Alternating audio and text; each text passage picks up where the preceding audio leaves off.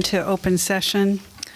In regards to item 4D, the board voted unanimously in closed session to approve the confidential settlement of number 2019-010669 for $50,000. In regards to items 4E1 and 2, both these items will be on the consent agenda.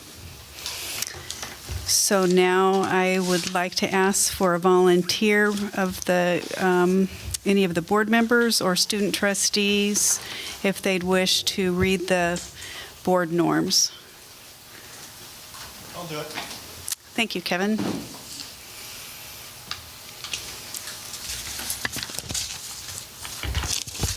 The board will come prepared and be fully present and engaged, deliberate effectively and listen openly without interrupting, work collaboratively and strive for consensus, maintain perspective with a sense of humor, not repeat each other or ourselves, not have side conversations, give full attention to the proceedings, not use their cell phone, focus on the best interests of all students, and commit to no surprises.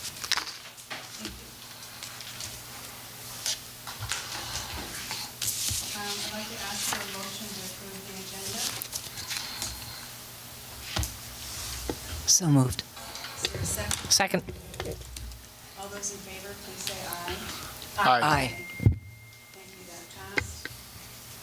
Now we'll move on to public comment on the consent agenda. Is there any public comment on the consent agenda?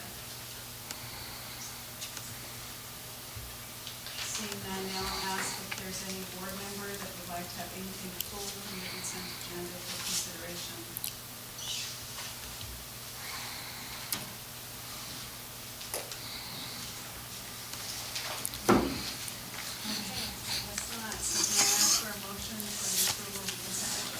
So moved. That was fast. Okay, all those in favor, please say aye. Aye. Thank you, that passed. Okay, now for the highlight. You all have flowers, I notice. So why don't we start with your reports. I have to say, you look a lot better than you did at the last week before the AP exams. So it's stunning. It's quite different. You look very well rested and even tanned, and you're smiling and everything. I think I'm allergic to their flowers. Oh, are you really? Are you? I really think I am. Oh, you need to go home. What time does the game start? 20 minutes to go. Yeah. Okay, well. It's not about you, Kevin. Allergy meds in my office. So who would like to start? Thank you. Yeah. Funny thing is, AP Comp is tomorrow, so that's the big junior one. So I think most of us are taking it. So that's AP season is still happening. So everything is kind of slowed down, which is nice, but also can I distract myself from APs by doing extracurriculars? No, you cannot. They make you study. So we did Teacher Appreciation Week was last week. We got apples donated from Whole Foods or Good Earth. I don't remember which one we ended up getting them from. And we wrote a little note on the leaves, and then we taped a paper leaf to the apple. I thought it was really cute. We also did teacher superlatives. We made them all nice because yearbook used to do mean ones, and we did not do that. So they're all nice. There was a big competition. 2 teachers started campaigning for best dressed, and there was some I don't know. They were all cute. That was fun. We had Outside TAM 2 weeks ago on Friday, and it was super successful. It was our second time we've done it. I was actually out of town for it, and I totally had FOMO. I was wow, I have never wanted to be at a school event more than this. It seemed really cool. The bands that performed were there. We did a flea market there too, which was really successful. We had kids showing up from other schools to go to the flea market, and then they stayed to watch the music and eat boba or drink boba and eat food. So it was super successful. Our prom is coming up on May 25th at the Bentley Reserve, which is where Redwood had theirs. So tickets are on sale right now. Breakthrough Week looks like it's a go. I'm very excited. We're going to have various activities throughout the week, including tutorial discussions that Wednesday, and then we're doing a TAM Unity Day surrounded on kind of the same breakthrough ideas, and then incorporating that into the TAM Unity Day. So having they're trying to find kind of culture food trucks and have fun activities that celebrate your culture on that Friday, which should be, I'm excited for it. Excuse me, what are the dates? It's the week of the 20th. The TAM Unity Day will be on the 25th. And we're doing like the discussions on the 23rd. They're picking graduation speakers right now. That's going on with the senior class. Sam Sternfels was voted our ASB vice president for next year. She's great. I'm very excited that she won, and I'll be the school board rep next year. We had class officer election, so everything is set in leadership for next year. Underclassmen in our drama program are performing in the Spring One Acts right now, which should be fun. That's my brothers in one tonight that I'm not at, but they're always really fun. They're the short plays. And Yeah, stuff. those are The only time the underclassmen get on the main stage this year. And then the big kind of drama on campus is the administration is really enforcing, if you're a senior not in good standing, that you have to do community service to be able to go to prom and walk a graduation. And it's kind of been mixed feelings from students, and I've even heard some teachers are like, I would say administration's just kind of being critiqued as that TAM, kids do not go to class when they should. Tutorial, everyone's gone, everyone's late, it's bad, it's kind of the worst that I feel like I've seen it, but I'm also an upperclassman, so I might just be seeing it now, that if you have too many unexcused absences or tardies, you can't go to prom unless you commit this do the community service, but students are being like, why is administration all of a sudden just like throwing down an iron fist, like because they tried to do the tardy sweeps in the fall and those were unsuccessful, so they like kind of did nothing, and then all of a sudden it's like, wait, you can't go to prom, and they're like, what? So like now I know a kid who had like 30 something unexcused periods, and now is fine because he did his like 2 community service things, is what he told me. So it seems a little funky. There's something going on there. I don't understand exactly what, but it's a problem. Excuse me, how long were the hours required for community service to make this up? 2, I believe. 2 hours? Picking up trash To make around up school. Okay. Which I don't know if he might have been exaggerating when this one kid told me 30, but it does seem like no matter how many you had, you were able to go. So it seems interesting. I don't know if I would agree with the approach, but that's kind of what the upperclassmen are talking about right now. So when you say interesting, do you mean not fair? I wouldn't say not fair. I've seen like on administration, like all of a sudden, like twice a year, we'll normally have like a really extreme policy that then disappears, and then we'll see it in another 6 months, and then students find a way out of it, and then like. Are you saying the policy's extreme, or are you saying that being able to excuse 30 unexcused absences with 4 hours of community service is extreme? Both. Like, Okay. that it just kind of like, we'll see nothing. Like kids are like, it's okay for me to cut class, and then all of a sudden it's like, okay, like now I can cut class and just do 2 hours of community Okay. service and I'm fine. So that's it's what I thought like you there were kind of needs to, like, it's not constant, it's just kind of appearing out of nowhere. So kids are kind of thrown off by it, and the reaction I don't think is what admin wanted.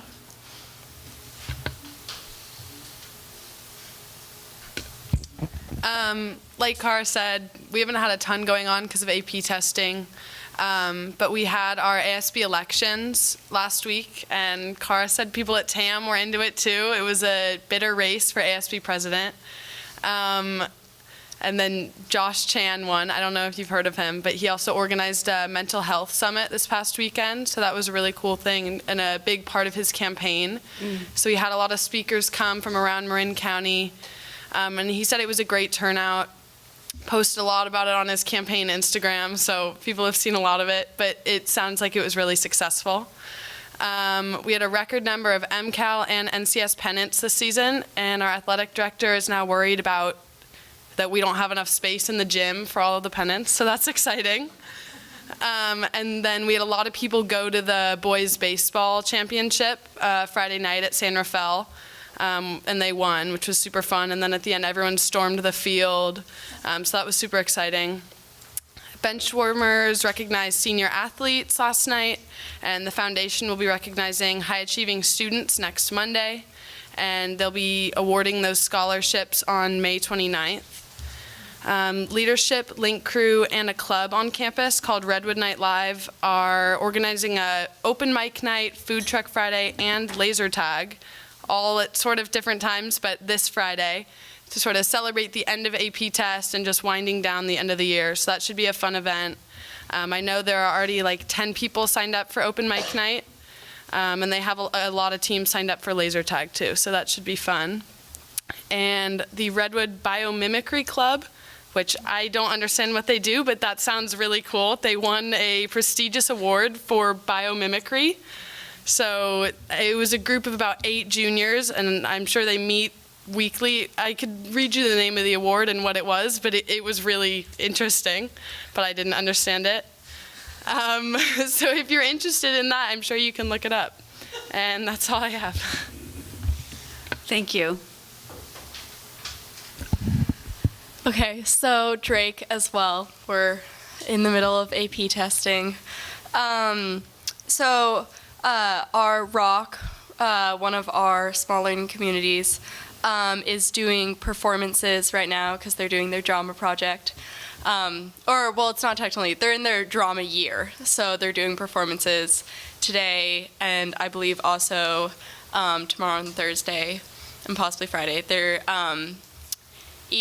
split into 4 different groups and they're doing a musical and then like straight play and like a more classical one, so they're doing different genres, which is fun.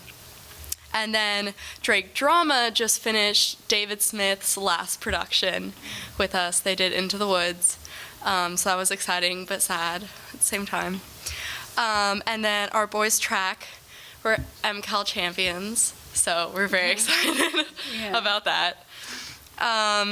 And we are auditioning speakers for graduation as well. And then Drake Music is going to have a performance next Tuesday at 7, I believe. So everyone's sort of performing as culminations of things. And then finally, our peer resource is starting to work on a presentation about eating disorders, because that's not something that's covered in our social issues class. So that's something that a lot of people in PR have been really talking about, that is really important to have presented on, and isn't. So they're working on making a presentation, hopefully trying to get it presented this year, actually.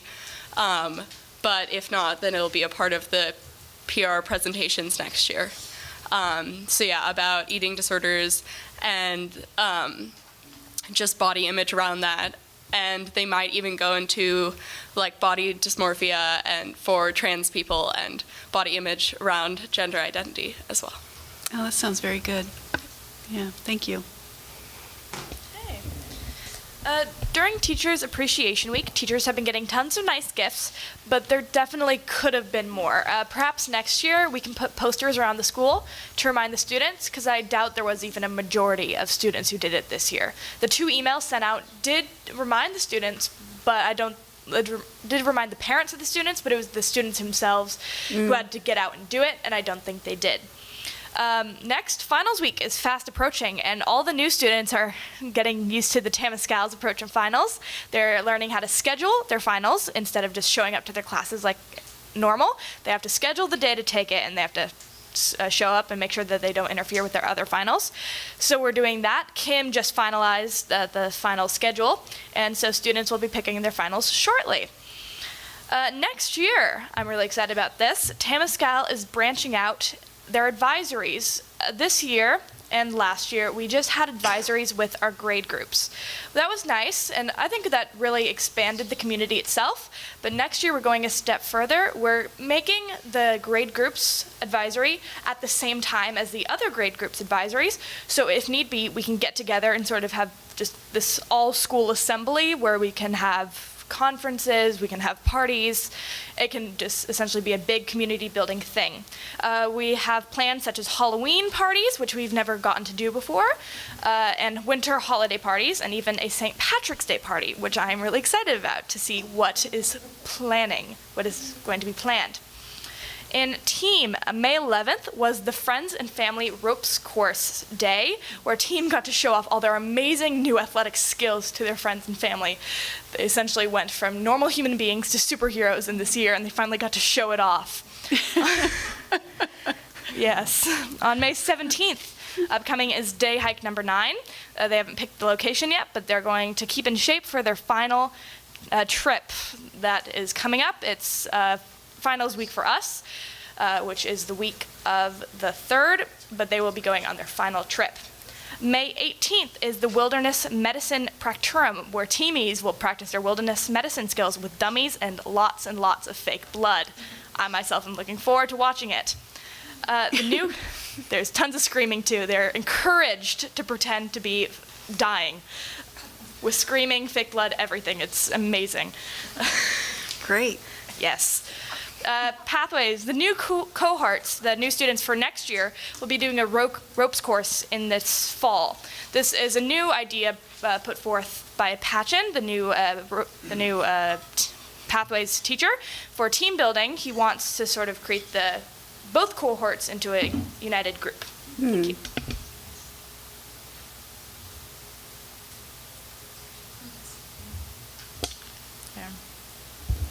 Okay, so next week we'll be having our senior appreciation brunch on the 23rd, where we're going to be celebrating all of our graduating seniors and 22 early graduates. We're hoping that some seniors show up. We know some will, but most of them have already graduated and don't want to come back, so it's understandable that they won't be here until graduation. We are also starting our garden this week, and our science teacher has actually looped it in with our integrated science class. So I'm in the integrated science class, and we're actually learning like the inner workings of plants while gardening at the same time. And we're encouraging, like after the garden gets started, that all teachers can go out there and have classes in the garden, trying to really make it a space for students and teachers to hang out and be happy with with earth.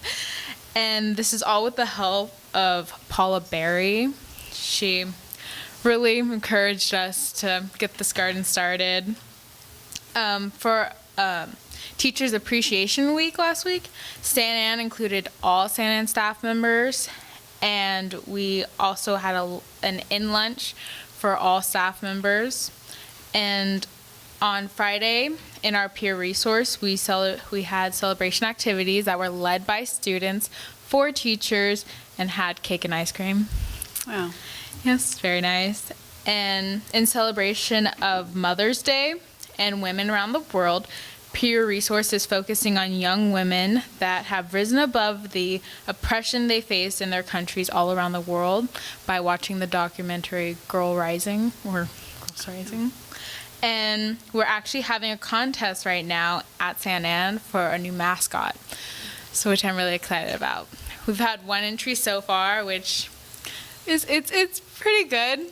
So, we'll see what we'll actually get to when more come in. What Pretty is excited. the one that's been? It's like this cloud god, and basically we're gonna give him lightning bolts, and we're gonna call it the Santa Ann Storm. It's from one of my friends, so I'm like really excited. But for anyone that wants to enter, they can, and if they win, good job for them. But I'm really excited about Santa Ann Storm. Okay, that's it. Thank you. Oh, thank you. Very nice. Very nice. And now we move on to the superintendent's report.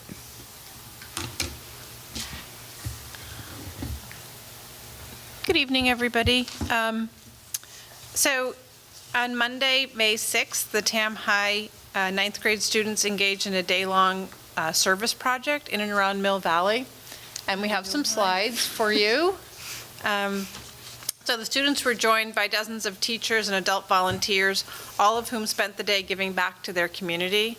The student and adult volunteers worked on trail maintenance, invasive plant abatement, and park bench restoration, along with a lot of other projects. They handed out materials and information on fire prevention and things like that.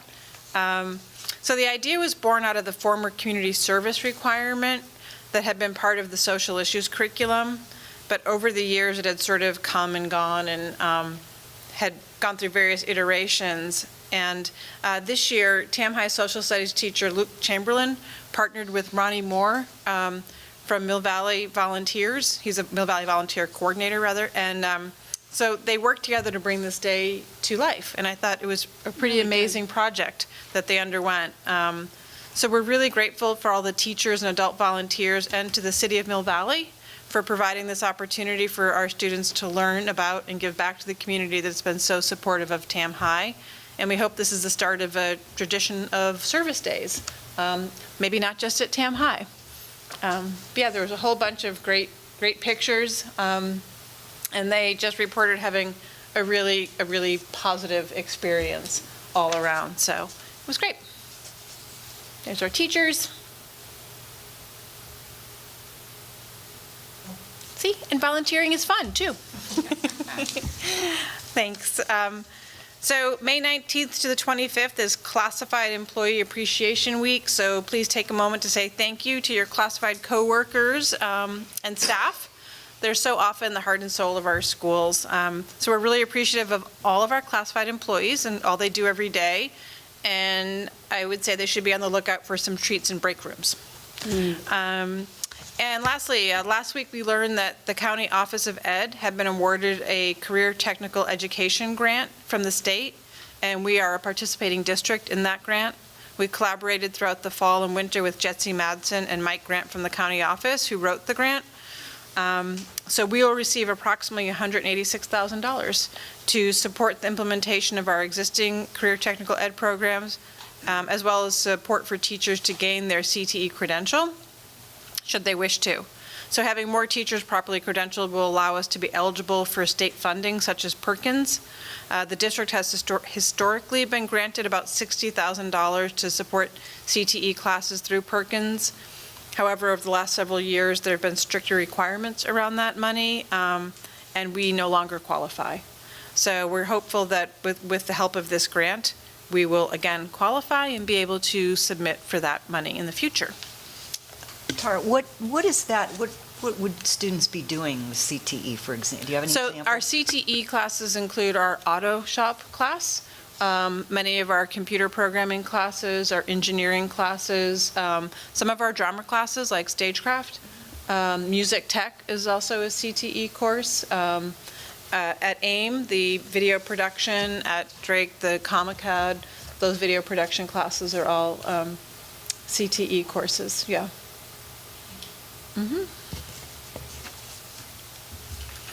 And I just want to lastly say that I did make it to Alberts Field for the showdown between Redwood and Drake, which was really fun to see. I didn't get to see the end of the game because there was another team playing that I had to see the end of that game. I was torn, but I did make it, and it was really exciting. The stands were full, and it was just nice to see all the spirit and see how much fun everyone was having. Oh, thank you. Yeah, I don't know your experience, but I was always pleased with the requirement for community service because each student discovered how fun it was to volunteer. I mean, I thought it was, and I'm hoping that TAM will continue, and as a district, it takes momentum again. Okay, do you want to? I know TAM wants to do it again in the future, and I think I was talking, my brother's a freshman, I was saying, like, did you like at the beginning of the year or the end of the year? Because it is kind of like a freshman tradition to have to, like, do community service, and they seem to all like it, kind of like, although you were, like, kind of giving back, like, it was also kind of like a celebration, like, we kind of got to take a day off of school and just hang out with our freshmen, and, like, you're with your core teachers, which and you're going to see them again, you have them again next year, that it was kind of also, like, a good bonding experience. That I had that on my list, and I forgot to say it also, but they all seem to really enjoy it, and I think I talked to Mr. Chamberlain about it, and he, I think, full intention to do it again next year. I hope that we can find some ways to support those who had to organize it, because it's a lot of work. So if we can somehow think ahead about what supports the organizers might need, because that will help ensure it for the future. Good. Any other comments before we move on to agenda items? Well, so our next agenda item, recognize and honor 2018-2019 student trustees. So I'm going to open it up to any board members that wish to make any comments, but before the superintendent provides you with your certificate of appreciation, I know that the full board shares in the gratitude, because this is not easy to come to these meetings and stay throughout, and you've got school the next day and homework to run home to. And your voice is so important. It's not just part of the democratic process, but you're always bringing in different viewpoints, and even I really always enjoy your trustee reports to get a glimpse of what's going on at the campuses, and I appreciate the candor and like tonight describing to us your concerns about the absent rate and so on and so forth. So can't thank you enough, because really appreciate that these board meetings can be tiring. They're a tough time of the day. But you're here as much as you can be, and always contributing. And you're why we're here. You know, we all care about the students, and you represent your respective schools so well. And just can't thank you enough. Really appreciate it. So if anyone.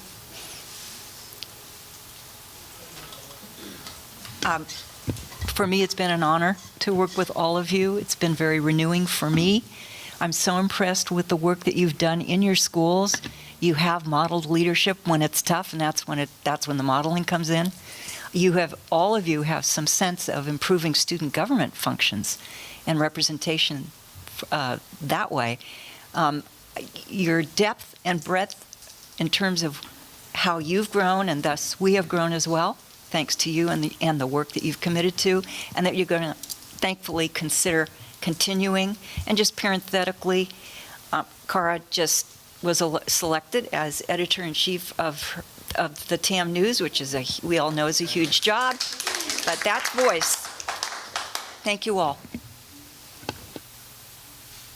Not to repeat other board members, but I will. Thank you. And having been a board member for 13 years in a K-8 district where we got the updates from the principals about what was happening on campus, it's a breath of fresh air to hear from students who are on campuses. And then for someone like me that teaches outside of the district, I don't have as many opportunities anymore now that my kids aren't in the district to see the different campuses. So I've really appreciated your insights and kind of bringing the campuses to life.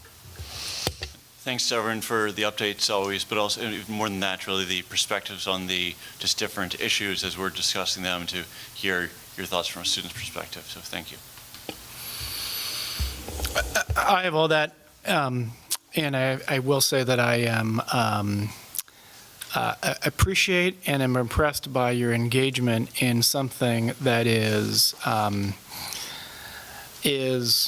I call it a behind-the-scenes contribution to the functioning of the school, but also to the functioning of the school district, but also your own school. So I hope you guys have enjoyed that and you carry it forward through your senior year or into college, because involvement is fun. And good luck on comp tomorrow. Yeah. So I think you have their certificates. I just want to say thank you, too. I really appreciate the time and energy that you give to the board, and that it's very meaningful for all of us, that you don't just, it's not just a box you're checking, that you're actually coming here wholeheartedly to contribute, and it's really impressive, so thank you. And for that, you get a certificate, some flowers, and a cupcake.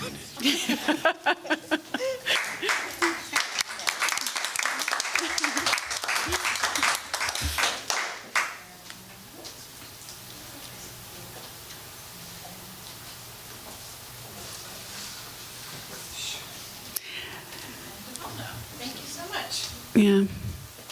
So it was of interesting note, a couple of years ago, we had a student trustee.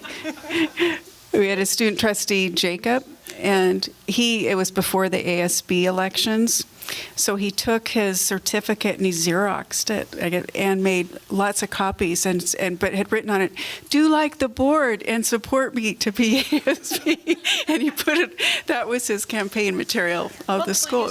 Yeah, and he won. But enjoy your cupcake, and there's more on the side for you guys. All got the big one. The little ones are for the rest of the audience. But go ahead and start eating.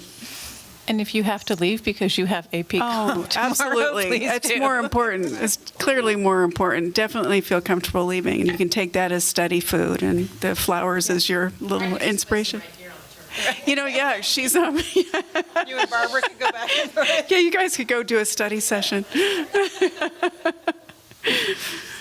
Oh, very good. So thank you again. So let's move on to Corbett with the Fiscal Advisory Committee and budget update. Thank you.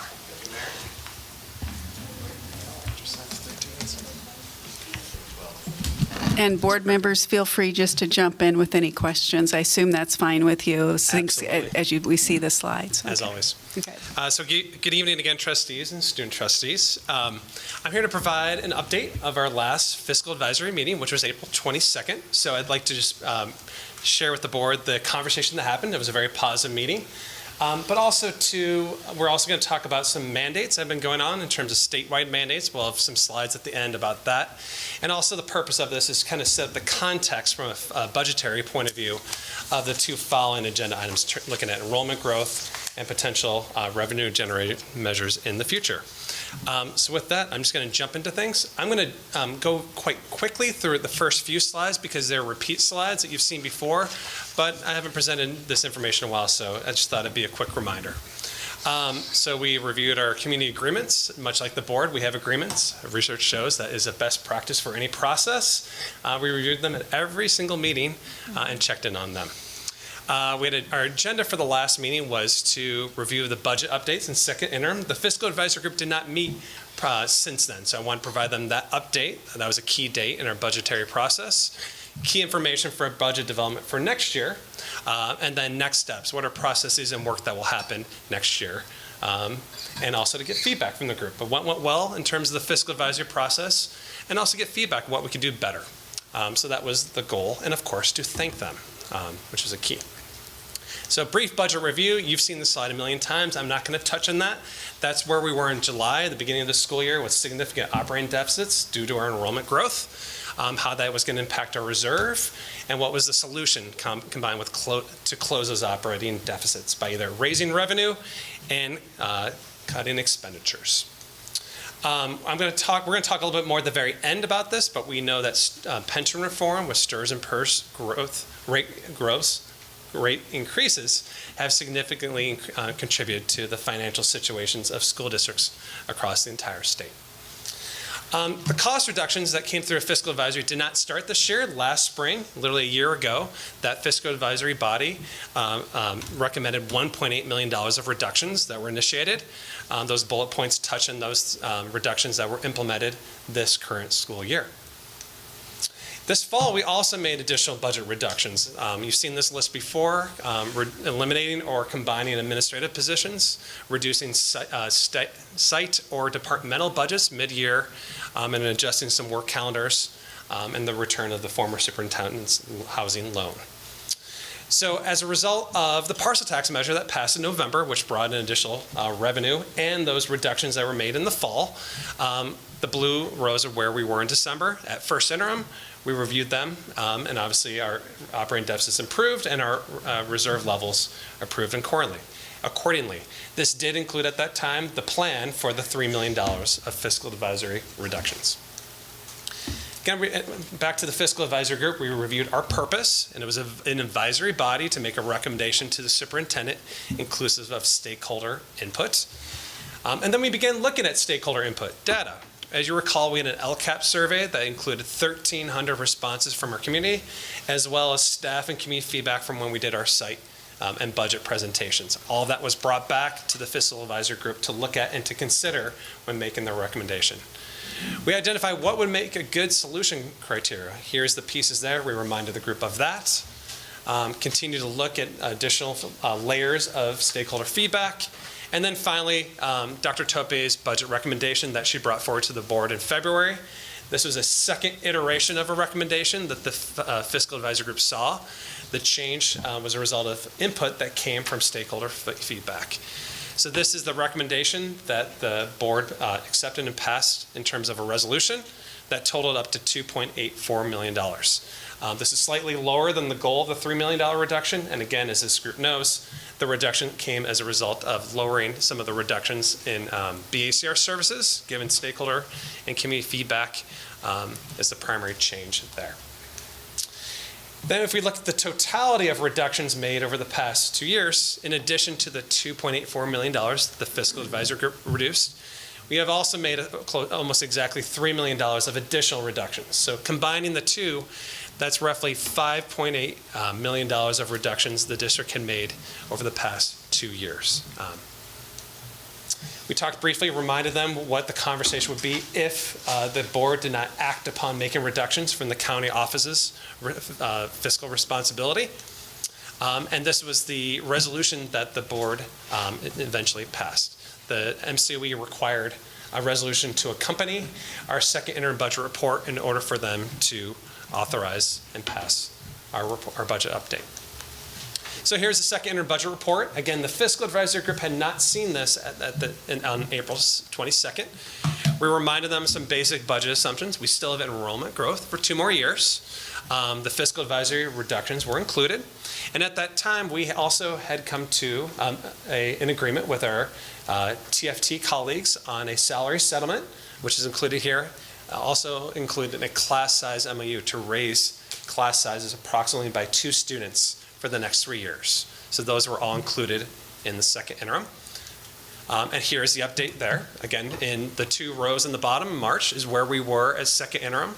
Again, our operating deficits on the second from the bottom improved dramatically, as well as our reserve levels. So effectively, in March, we're projecting a balanced budget for next school year and a slight deficit the year after that. Since then, we shared in April that when we transitioned to budget development mode, as you go through that process, you always get new information. And we had some new challenges that came to us for about 3 weeks in a row. The first bullet is our incoming freshman class was roughly 100 students above the increase we already had projected. So we're looking into that. We're kind of curious what that means and want to dig into that to kind of identify if is that an anomaly or a pattern. And again, we're going to hear a report immediately after this agenda item on enrollment projections. So more to come on that. The second bullet, actually I have an update on that. At the time in April, the county office was proposing an expansion of 4 special ed county classrooms.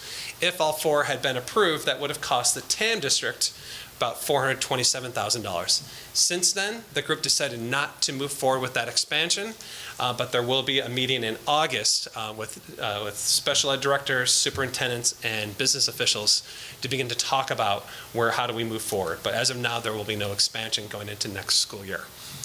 We also face some significant insurance rates increases. Our health benefits, we found out, were going to be risen by 8.11%. We budget 5% every year, so that additional cost beyond the 5% is roughly $250,000, as well as our property and liability insurance is going up roughly by 15%. That's primarily related to the property insurance rates related to a lot of the fires around California, especially in Sonoma County. And then a potential Marin Municipal Water District Infrastructure annual fee. While that has not officially been acted upon, if you've been following that in the IJ, it sounds like that board is planning on moving forward with that, but my understanding is not officially been approved yet, so we have not budgeted for that. While these are some new challenges that came up in April, I also want to share, like any budget development process, you have some challenges, you also have some positive developments. We've had some positive developments in the last few weeks. Dr. Tope mentioned the CTE grant. We also found out we're going to have some additional special ed revenue we didn't predict. And then for those that read the governor's May revised budget, his proposal is following through on his STRS rate reductions. So assuming the legislature enacts that, that will be a positive development. So we have a lot of work still to be done in budget development, but I'm looking forward to bringing that back in June. And then lastly, with the fiscal advisory group, we got feedback on the process for this year. We asked for them to just talk about what worked well for them, what could be improved upon, and we shared that out. And I think that was a positive validation and gave some real good advice for how we move forward in similar processes when we have a challenge that our community needs to face. And then we shared some next steps. Obviously, we shared with them that we were planning on tonight talking about potential parcel tax initiatives into the future. We reminded them that our current parcel tax measures, both of them, expire together in June of 2022. That's roughly $17 million of revenue that comes off the books at the same time. And then we talked about, Dr. Tope previewed the LCAP process for next year. The LCAP is a big year. It's a 3-year renewal. So that's where we really look at reassessing our goals that we want to have as a community for the next 3 years. And that really drives a lot of the work we do in terms of what are we trying to achieve. And those are often the LCAP goals. So Dr. Tope spoke to maybe using the fiscal advisory process next year for the LCAP group. And then we thank the group. Tara spent, as she has in the last 3 of those meetings, thanking this group for their time, their energy, their input on a very challenging process, but I think a productive process based on the feedback we got. So that was the end of the fiscal advisory meeting. And then, without really a smooth segue, as I mentioned, updates on mandates. So Dr. Tope is going to speak to a few of them, and I'll bring the book back to you. Thanks. So, as we've been following the budget ups and downs as we go forward, a lot of questions continue to arise for both Corbett and me around, what are the cost drivers? And while people have heard a lot about pensions, I think it still remains sort of a question mark for people. So I just wanted to clarify some understandings around the pension. So as we said here, pensions are not new. We've always paid into pensions. And the idea that we are paying more now was a reset in 2013. The question we get a lot is, well, why don't you do something about that? And the answer is we are. We're working through JLAC and our lobbying in Sacramento and sending this board past a resolution. So we're doing what we can, but we have to pay that. We don't have an option. We don't get to say no. We don't get to negotiate it. We don't get to tell the state, come back with a better number. These obligations are set for us. So, the only way you decrease your pension liability is to decrease your employees. And we are, in fact, decreasing our employees, both on the classified and certificated side next year, which is not a joyous thing, but a necessary move for us to balance our budget. So these are numbers that we've shared before and information we've shared before, but, when that number has not been revised because of the governor's. So I'm not sure what that will end up being, but we do have some relief over the next 2 years, which I think is about $400,000. Predict $400,000 next year and $300,000 the second year. But then the third year out, Zero. So in fact, there'll be an increase. Yeah. So we'll see what how that pans out. What we're hearing, and Barbara, you were in these meetings too. What we're hearing is that a lot of the sentiment from the state is, well, you've just been underpaying for a long time. So it's just time to catch up. And you responded, no, you've been underperforming. Yes. I said, I'm not underpaying, you're underpaying. And so there's a lot of, there's also the question of the balance of the increase, that 70% of the pension liability increase was placed on districts. There's been a lot of discussion. I shared the Pivot Learning Big Squeeze study with the board. There is a lot of energy and a lot of discussion around this, but right now it is what it is, and I don't see this changing dramatically over the next couple of years, short of some miracle. Any questions on pension from? And I want to say that it's one of those topics where I believe that our employees deserve a reliable pension. This is what people have worked for, certificated. People are not eligible for Social Security, which is another, misunderstanding. Yeah, this is what the certificated staff, me included, pay into. This is our pension. And, so talk of getting rid of it or reducing it is frightening for those of us who might be a little beyond mid-career. So all of that talk is very sort of angst-inducing, and we want to be able to provide a reasonable pension for all of our employees. So this is an old chart, and it's these two. These two rates, right, that have been decreased right here. I think 18, the one down to 17 or 16 something. 1920s counselors' rates will be reduced by roughly 1.4%, and then 2021 will be reduced by roughly 1% if the governor's proposal is approved. Right, but then that's what we were talking about, but that one has not been reduced. Which, I'm sorry, I missed that. Correct. The 21, 22. We'll hop back up to that. Goes back up. So while it's a pay down, it's sort of a one-time. And then the other, one of the other drivers is the expansion of special ed costs. And again, we believe in serving all of our students with the needs that they have. And I just want to make that clear. One of the issues with special ed is as it becomes more expensive to serve students and as some of the responsibility, in 2012, the responsibility to provide therapeutic counseling to special ed students shifted onto districts, which increased our counseling costs at that point, specific to special ed, by about 300%. We also, at that time, districts had to take on the full funding of non-public school placements, whereas previously we had been responsible for the educational pieces of that. So those are things that the school districts have taken on, and that has not come with proportional funding. So while funding to special ed has increased in dollars, when the IDEA was passed, as it says up there, Congress said they promised to fund it up to 40%. We, in this year, are currently sitting at about 8% funding from the federal government for special ed. So that, that remains a cost driver. It's another one of the things we have an obligation. We want to serve our students.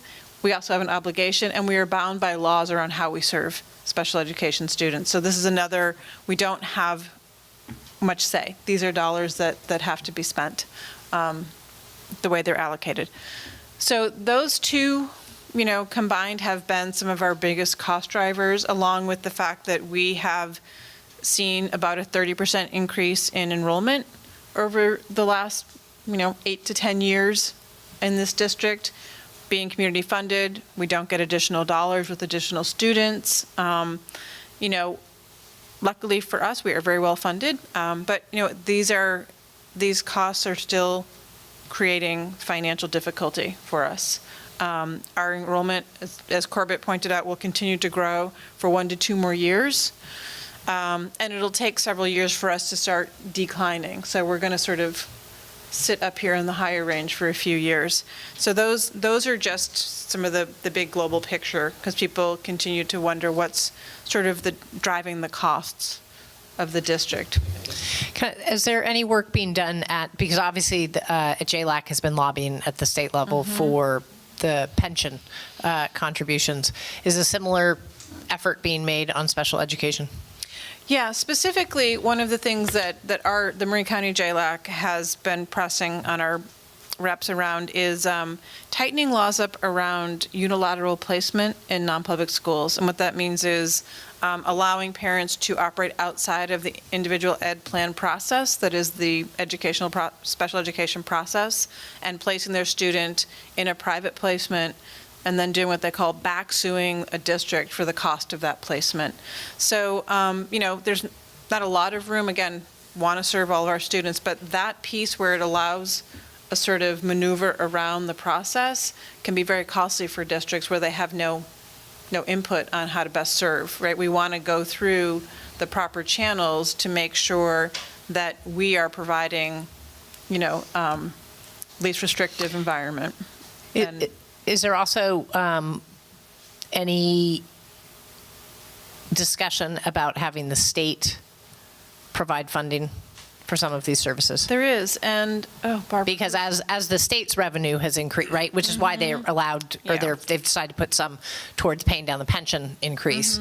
But if this is the second significant hit to school budgets, and it's huge hits to unified budgets in cities, has there been talk about the state funding some of these things? There is, and there's a bill, and I should say that Governor Newsom's budget does include extra funding for special ed, and while it's not going to go through Prop 98, it's going to follow Prop 98 guidelines, which means most of the funding will go to districts with more than 50% low socioeconomic status students.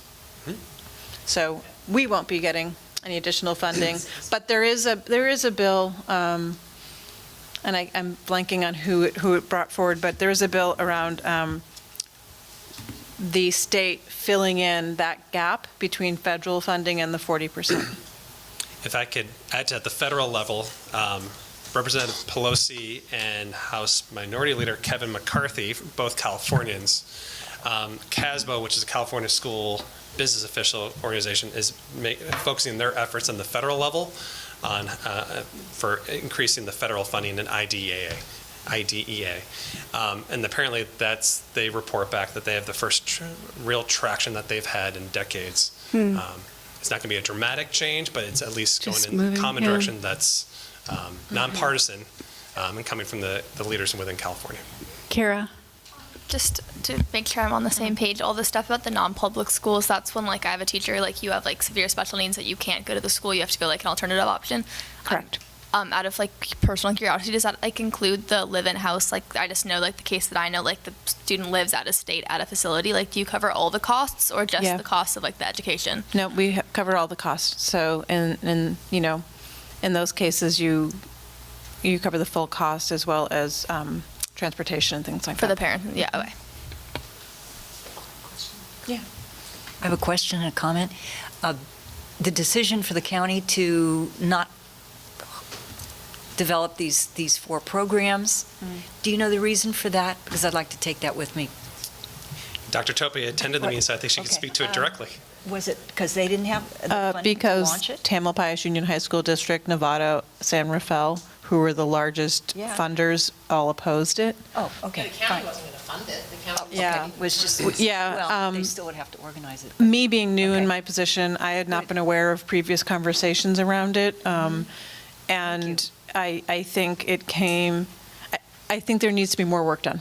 I think that the plan wasn't, I think it's fair to say, developed as well as we would like to see it developed with potential alternatives. And, we're not the only district deficit spending and making cuts right now. And this expansion was going to cost Novato close to $1 million. Oh, wow. After they just spent another year cutting $1 million out of their budget. Okay. The second item is that I wanted to share that CSBA, the Delegate Assembly, the CSBA has asked the delegates, and thank you, Tara and Corbett and Amira, for providing information to me that I will then report out on there.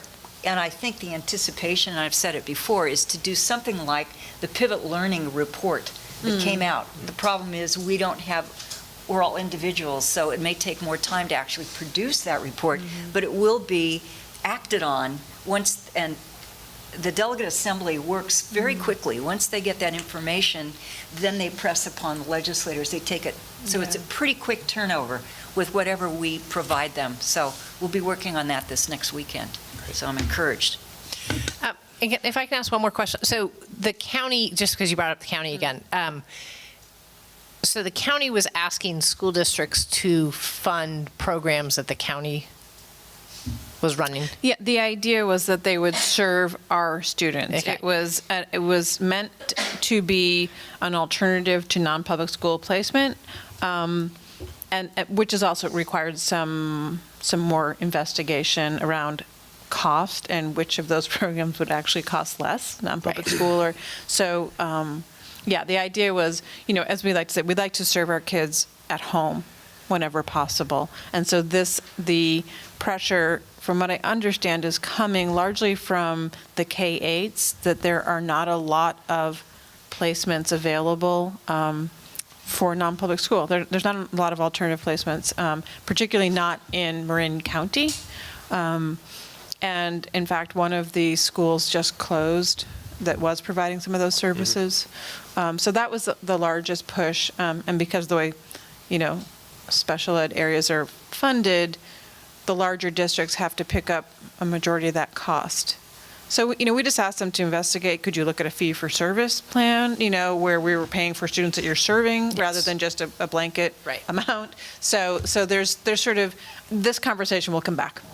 I'd add briefly, the concept is sound, much like the Tamascal CSC. Sometimes you have to spend $1 to save $2 to prevent that from MPS placements. So we're spending roughly $450,000 a year in Tamascal staffing, but we have hard evidence that we're saving $560,000 beyond that in what we would pay in MPS placements. The idea is sound, again, from the countywide level, same idea. Sometimes you have to spend $1 to prevent spending $2. But it's really hard to prove something that you're trying to prevent happening in the first place, especially when some of those programs are K-8, which we wouldn't have a direct benefit for. And especially, as Tara mentioned, our district, San Rafael, Novato, and other feeder districts all literally had just passed millions of dollars of reductions. So there wasn't much appetite in the room to take that risk. Well, and the county sounds like it was asking us to spend $4 to save $1, right? So that's the metric that has to be set with the county, is that we don't fund whatever Mary Jane Burke wants to do with the other schools, right? We fund our students. And I think that was largely where the divide happened to come down. The big, larger districts have obviously higher enrollment within the SELPA, but therefore had a disproportionate share. Yeah. A SELPA runs like an insurance, pretty much. If you share, you pull the risk. For a small district, I empathize. One student with a $200K tuition can really turn a budget upside down. But this is a tough pill for larger districts right now, given budgetarily what we're all going through. Well, thank you, Tara, for working with the other superintendents and. Sorry. Oh, sorry. One I just last wanted to question. thank So her for doing with this that. being, I guess, over 10% of the budget now, and with the increase, it looks to be about $2 million just last year versus less than $1 million on average over those years. How much of it was coming from greater NPS placement versus just counseling sort of more recently? And will sort of the CECs help to sort of stem? Thanks. So I don't have the exact breakdown, but NPS, unfortunately, we have no control. And sometimes year over year, we've seen a 12% increase in the same placement. So a lot, the reason we opened the CEC was to reduce those costs.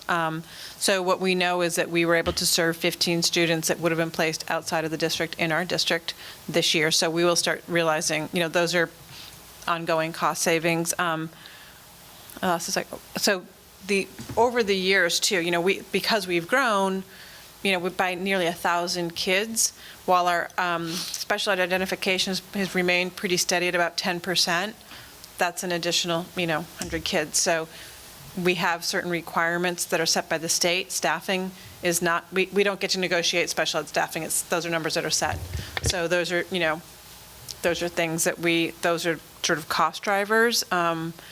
We also had an increase in transportation cost a few years ago that nearly doubled for special ed. So I can't give you the exact breakdown, but a lot of it had been driven by non-public school placements and then just serving more students. I wanted to thank you for working with the other superintendents and have a follow-on question. Is this something that you will be doing regularly in preparation for this coming back to us? Or are you going to be involved with the analysis to make sure the right questions are being asked, that kind of thing? I placed myself on a committee at the county level. You did? Okay, good. Because I found out that we are represented on the operational steering committee, that the county is broken down into areas and there's like 3 districts per area, and that we were being represented by a different superintendent of a very small district. And so I said, and I spoke to Jim Hogaboom. I was like, well, it seems reasonable to me that the 3 big school districts should be on that committee. Oh, absolutely.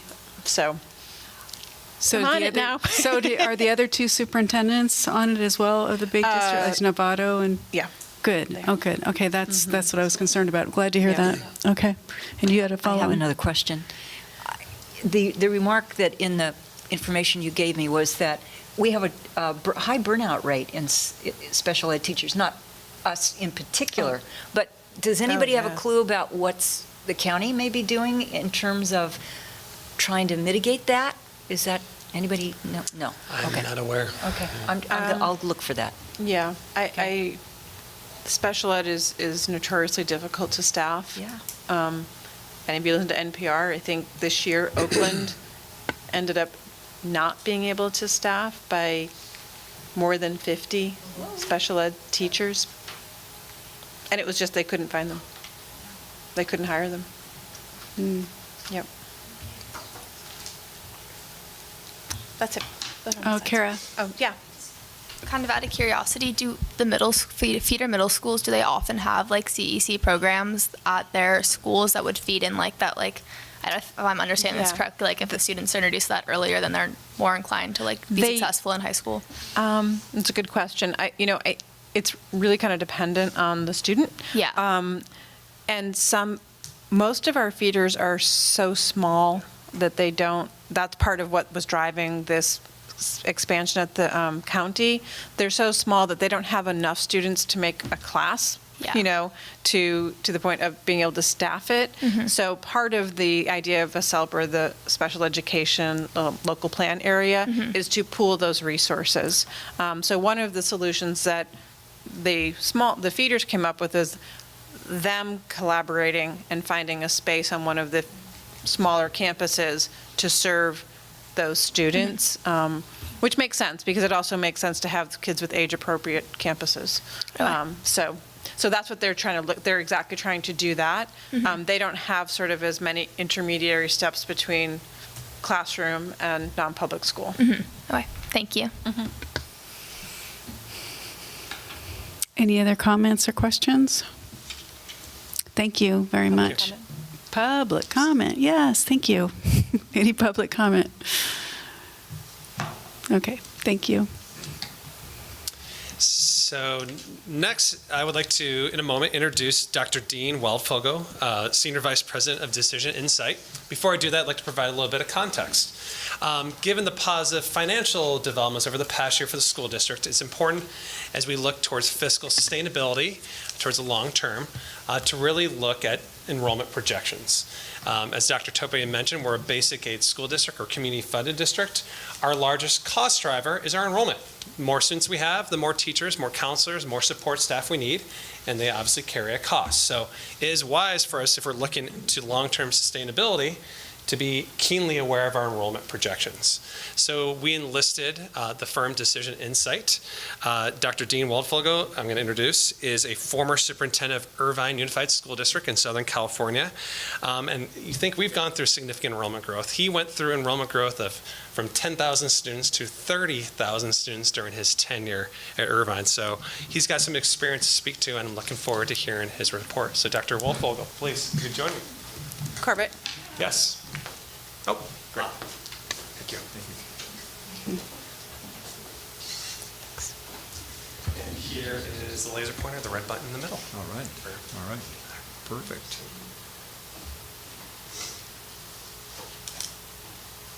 Would you prefer the board members to wait until the end of your presentation to ask, or is it all right to easy. jump in? Okay, great, thank you. I've been in too many board meetings to be too formal. Yeah, thank you. Well, good evening, everyone. Thank you for inviting us up here. You have a very interesting situation, and we'll talk about that as we go.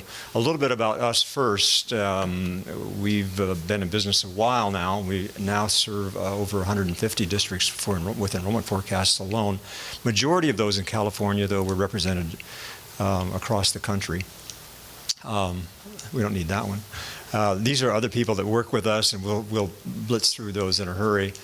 Sorry. Sure. Not to be Go rude, ahead. but we have seen this slide. I mean, we've seen this package, so. Yeah.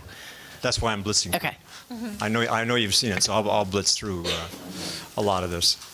I'll also blitz through most of this. Most of these data are from census, and I'm sure there are no surprises in here for you. Your population, this is using your district boundary as the geography here.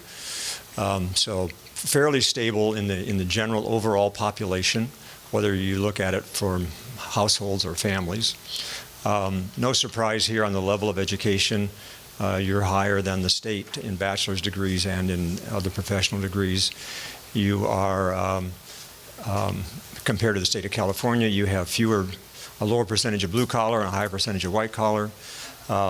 This is unusual. We don't see this very much anymore. That high percentage of the ethnicity white. That's highly unusual in our clientele.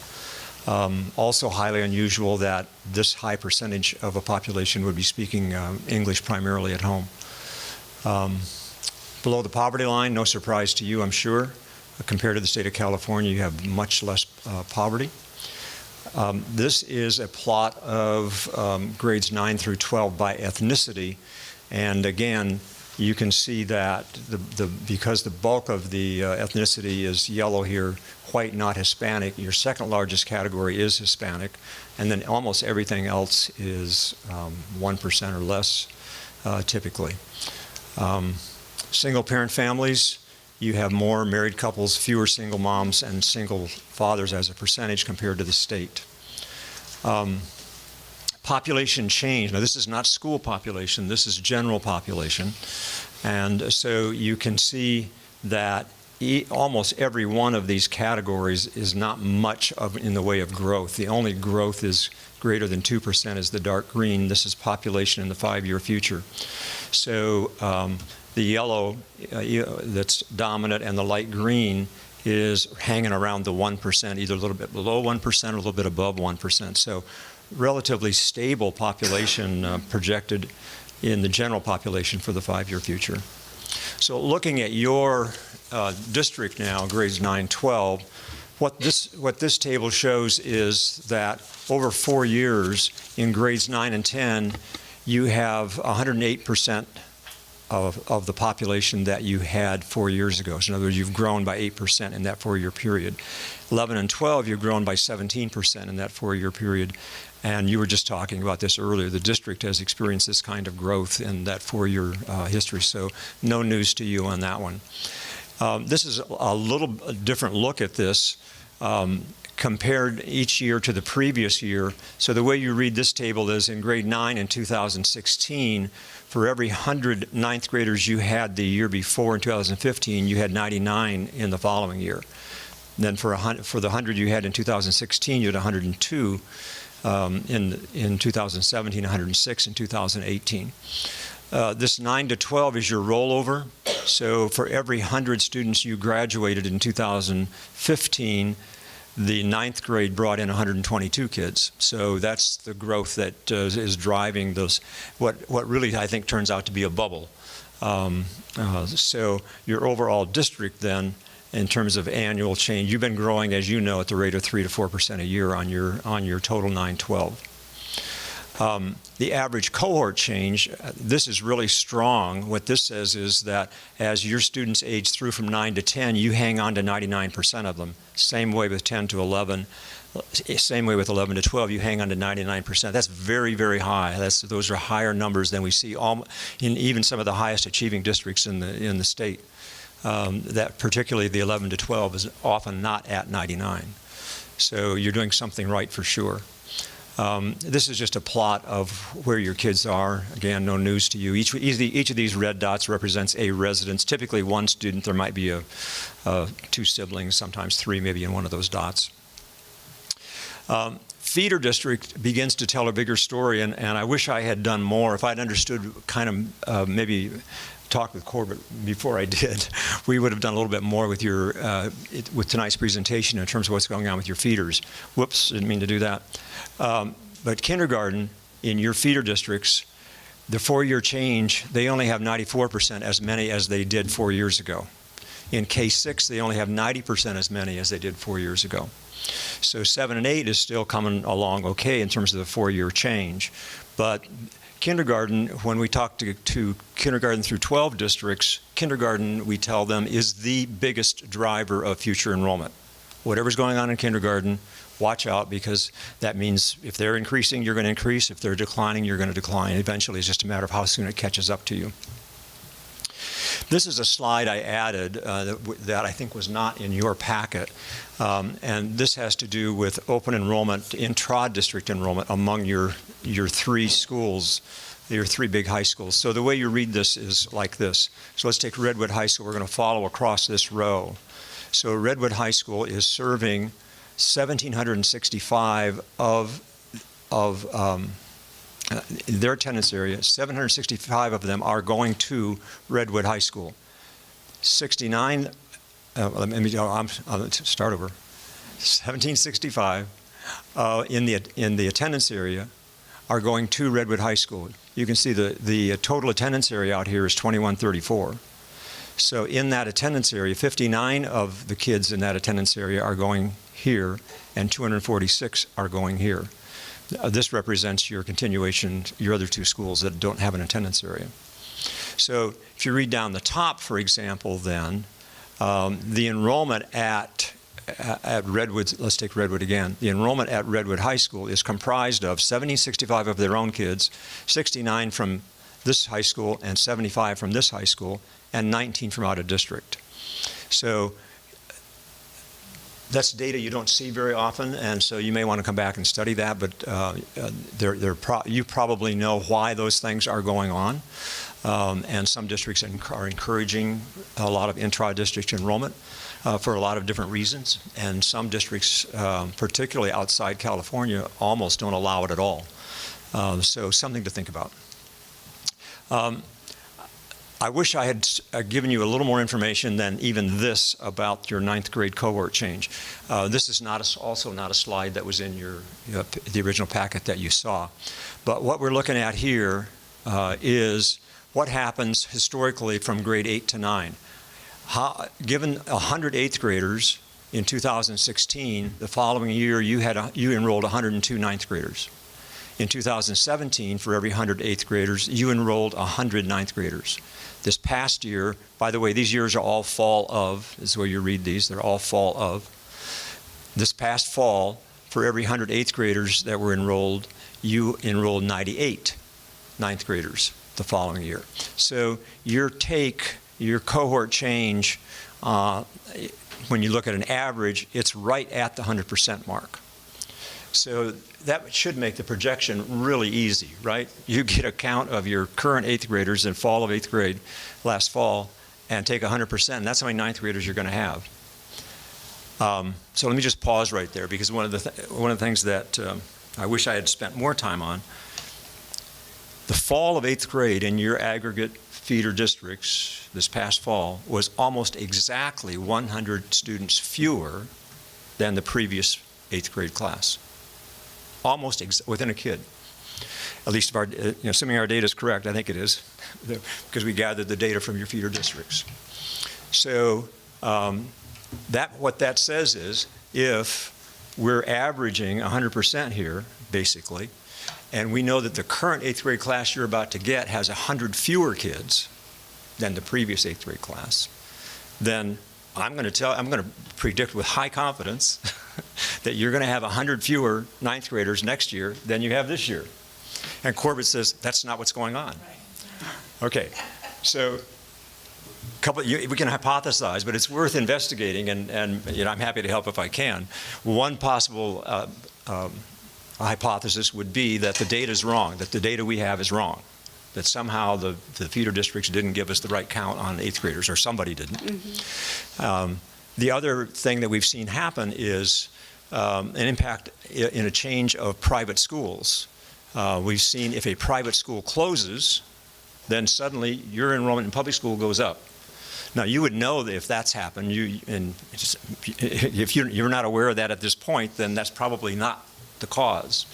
But it'd be interesting to pursue the cause if, in fact, you're getting, if this number is not close to 100%, as Corbett's saying, it's maybe closer to 110% or more, we need to know that. We need to figure that out so that we can do a better job of projecting the following time. We need to do some analysis with that. By the way, I've discovered that the best people to ask that question of are the school secretaries. They always know what's going on. So, I'd get on the phone. Anyway, so summarizing, you have very stable cohort changes at all the grade levels. By the way, that includes the cohort changes in your aggregate feeder districts. If you look, I wish I had shown you this, but if you look at the cohort changes kindergarten through 8th grade in your feeder districts in aggregate, they're very stable. They're all hanging around the 99, 100% mark, just as yours are. So very, very, very stable. You have the feeder districts, however, have a significant decline in K-6, as we saw a little bit ago. There's a slight increase in 7-8 over the 4-year history, and you have an increased enrollment that you've been dealing with, particularly as a basic aid district, in the 4-year history. So that kind of says what's been going on. So looking at the forecast, this is a slide we show to all of our clients. And again, kindergarten's the big one, aging of cohorts through the system. Your aging of cohorts through the system isn't driving anything. They're all real 100% of you, they're pretty stable.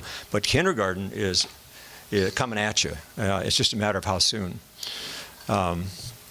So we provide 2 studies, and in your case, this isn't true. In your case, because you're a basic aid district, you really have to plan your budget around the moderate study, because the moderate study projects a few more kids. So you kind of have to prepare for the higher of the 2 projections in your budget, as well as staffing. So that's the difference. I think we probably have fewer than 5 basic aid districts out of the 150. There aren't that many. But congratulations, they're always fun. Yeah, it's really fun. Yeah, it's a blast. The basic aid districts are fun if you're declining. That's what it boils down to. Yeah, right. So conservative 5-year projection. So when you look at the conservative, it's likely that you're going to have a few more kids than this. But in the conservative 5-year projection, again, fall of 18, in 9 through 12, that many students, and this is not including your SDC kids, by the way, so that's why that number might not look right to you. And the first projected year, fall of 19, you're coming in pretty good. Look at this number. Here's your current 9th grade. You got 100 fewer kids coming in at 100%. So even our conservative projection is up a little bit from that, because you had only had 98% last year, but you're still up. So that's really kind of, we need to follow that through. But look what happens out here, even in year 5, to the 9th grade count. So you really begin to, as you know, and this is not a surprise, you begin to see some changes out there in the conservative projection. The moderate, not so much. So you, budget-wise, you have to prepare for not quite as big a decline as you think about a 3 to 5 year budget future. So that's what the 5-year looks like. Out of district, we just threw this in here. Typically, basic aid districts do not enroll out of district students, because it's highly disadvantageous to do that. So these probably single digits are likely some exceptions that you make by policy to allow maybe staff, children, something like that. By the way, the definition of out of district in our case is these are the kids who are enrolled in your schools whose resident address is not inside your boundary. That's how that's defined. So our district is higher than other basic aid districts that you've looked at? No, I wouldn't say so. Okay, out of district count, no. Okay, no, I think fairly common. I don't know what your policy is, but it's fairly common for all districts to allow staff members to enroll their students in the schools. And I'm guessing that might explain that low number. But basic aid districts have very low numbers. By contrast, we have one of our clients on the west side of Los Angeles. Their out-of-district enrollment is almost 30% of their total enrollment. Yeah, they would want because they're that. trying to. Yeah, they want more. Yeah, they're trying to build revenue. All right. Okay, this is a look then at your K-8 aggregate, and the thing I'd point out here is that I want you to look at the difference between this 1225, 1273 in their current 7th and 8th grade count and what's coming at you in 1st grade. Over 200 student difference. Yeah. And then not only that, but look at kindergarten coming across here. It's not increasing. It's going down as it comes across. So eventually that catches up with you, and it'll help you as a basic aid district. But very important in your case to keep track of that, particularly, and since it seems to be relatively stable. As soon as Corbett figures out why we've got so many 9th graders this year, we're going to, I don't know, we'll take him to dinner or something, I guess. Yeah. We'll do something there. So the 2 studies compared in a 5-year future, not much change in the 5-year future on the moderate study, which is where Corbett kind of has to be in planning his budget. 5-year future, he's 90-80% of what he is now. So he doesn't really get much relief in the 5-year future, nor do you. But in the 10-year future, you do begin to get some relief. So the way you read this chart is the first 4 years here are fall of, and those are actuals. And then the projection doesn't vary very much because you don't have that much variance to work with. We often see a bigger spread out here in the 10 years because there's maybe other factors where there is not such a stable cohort change, or they have new residential development or other things that are going on to make that spread out at the end a little bigger than what you're seeing here. So, but again, the first 4 or 5 years here, not very much, and then the following 5 years, a little more. So here's the conservative 5 years for 9-12, and you can see the difference. Here's fall of 18. If I don't count the SDC, just look at that 4,900 there, and then look 10 years out at 3,900. Mm-hmm. So that makes a huge difference if you can just grit your teeth and hang on for a while. And here's the moderate study, which is not quite so severe, but the difference in fall of 18 at 49 and the 10-year out at 42. So that begins to be a significant change. This was not in your original set of slides either, I think. And I'm a little disappointed in the way the colors are displaying here, but this is designed to show you geographically where the changes are in enrollment.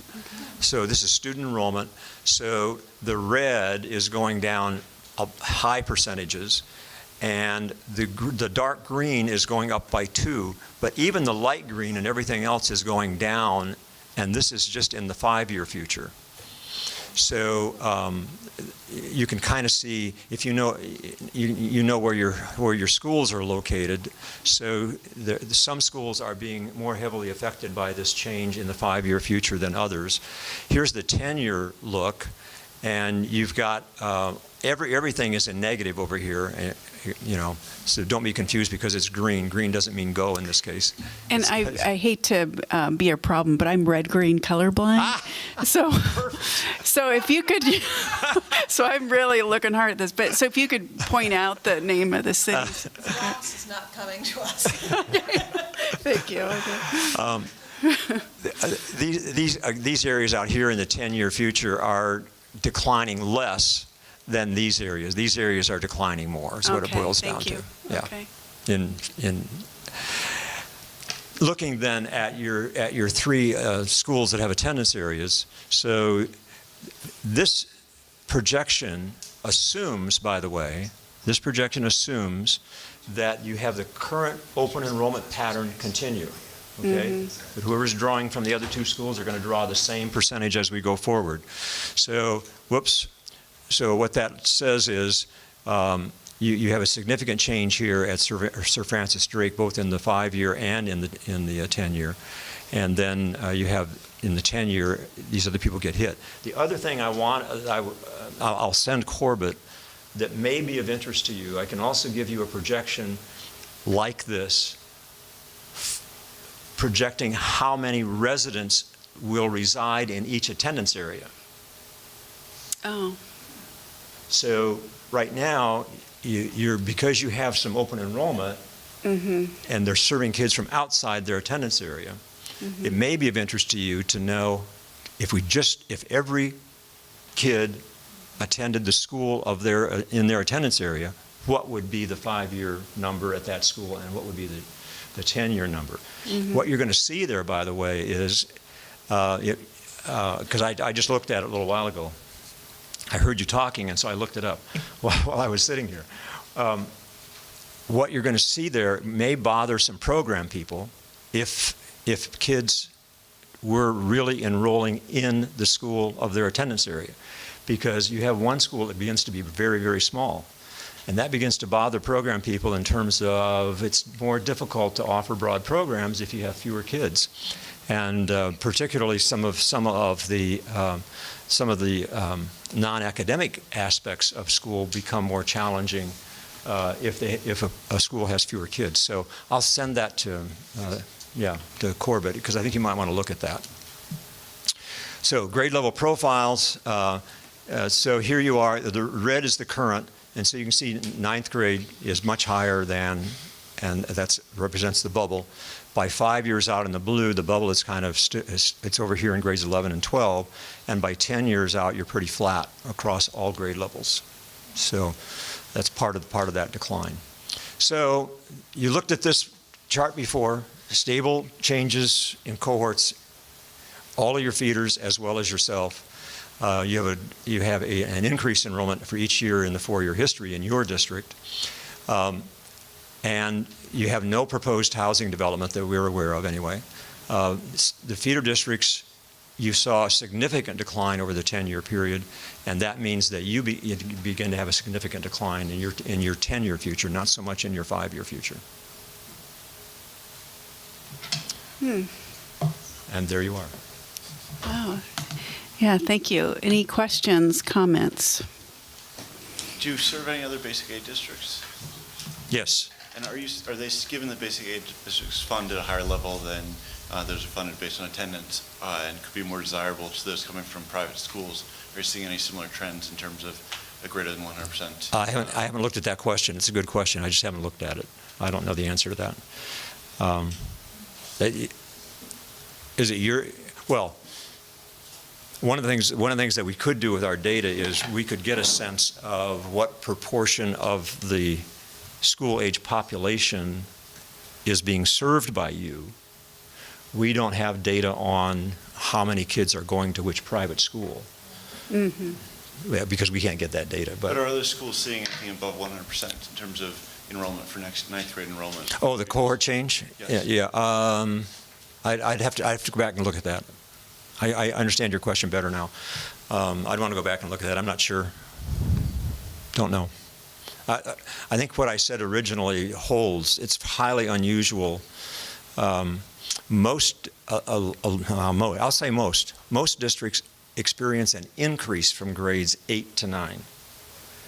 Most districts, and it's typically attributed to parents who homeschool through grade 8 and or private schools that only go through grade 8. But it's very common to see a 5% increase from grade 8 to 9. The fact that you're seeing it at 100% suggests that whatever's going on with private schools isn't different from K-8 to high school. It's the same. It would be interesting to see if, because we haven't been able to explain that extra 100 students yet. No, they're not. I mean, other than knowing that we have a greater number of kids coming in from private than we've had in the past. We do know that. We don't know why. Okay. You know? I wonder if any of the admissions scandals have tainted people and moved them away from, say, Marin Academy or Marin Catholic or things like that. Because as a parent, I would worry about how my school would be viewed by college admissions people. So I wonder if that's, and I don't know that explains the 100, but it might explain some of the blip. Right. 100 is a lot. 100. I know. So what school secretaries do you suggest we talk to? Your feeder districts. They will. Some of them will have a sense of what's going on. Okay, but if they're coming from private, you're saying these are kids coming from private schools. So like Kentfield's not sending anymore. Yeah. Reed isn't sending anymore, or Del Mar. But so talk to the private school secretaries. Your own admissions office will know. Right. Will have a count of whether the kid is coming from one of your feeder districts or they're coming from some other school. Right. That data is certainly relatively available to you. And what we can do, it's just been really busy, is we can try to run an analysis over the last 3 years to see where if there's an uptick in any particular schools. And then talk to them. Kara? I do know, I guess this could make sense. My brother's in 4th grade at one of the elementary schools, and my mom has been saying that there's more talk of sending kids to private middle school and then coming back to TAM than she heard when I was in 5th grade 5 years ago. So I think that could be a thing. I know MBMS has a pretty tainted image right now among parents, which I think is kind of funny considering that they just got one-on-one iPads. But my mom was I was talking to her last night. She's all of a sudden more parents are talking about sending their kids to private middle school and then back to public high school rather than when just me and my freshman brother were there. So I don't know if that. I heard the same thing recently. Yeah. Somebody was, recently somebody said the same thing to me, that they've heard more conversation around going private for the middles. Well, I know that was the case in Ross Valley, just because people didn't want anything to do with what was going on at Whitehill. And so they sent their kids to a variety of the private schools, and now they're coming into the high school. Well, if you have an extra 100 kids beyond the number of your feeder's 8th grade count, that 98% of 8th graders that you got coming in last year, suddenly that number now becomes 110% or something, whatever it is. And so now, if a year from now, then we'd have to factor that in. So we wouldn't have such a nice average of 102, 199. We'd have suddenly a jump of 110, and we'd have to factor that in, which won't help your, which won't help you decline. Yeah. I get a lot of calls from parents, and they say they don't live in the district, but that they're going to move here. Yeah. They all have questions about how they enroll and everything, and it's like, well, good luck to you finding a place to live, but a lot of people say they're going to move here.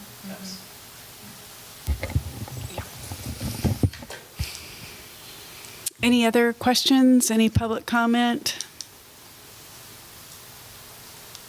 Well, thank you. It's very, very interesting. And I'm assuming, Corbett, you'll get copies of the additional slides so we can post those as well as have the board get it. That'd be great. Thank you. Thank you. With a different color scheme. How does pink work for you? Variation of red.